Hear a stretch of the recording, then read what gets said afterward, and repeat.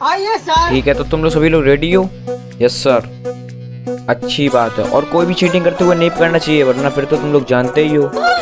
Yes sir. ठीक है, start करो। चलो चलो चलो। पहला क्वेश्चन है, बिजली का निर्माण किसने किया था? Good question.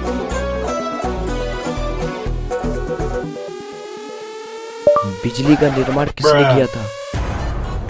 आकाशीय विद्युत का पता लगाने का कार्य सबसे पहले बेंजामिन फ्रेंकलिन। आवाज कहाँ से आई ये आवाज कहाँ से आई? ये तुम खड़े हो? खड़े हो? Yes sir. पीछे क्या छुपाए हो? बेटा पकड़ो इसे। पीछे क्या छुपाए हो? दिखाओ जरा। सर क्या बात है सर, क्या बात है ये सर। देखो, स्कूल में फोन लेके चले आए। क्या करूं मैं इसका? बदतमीज।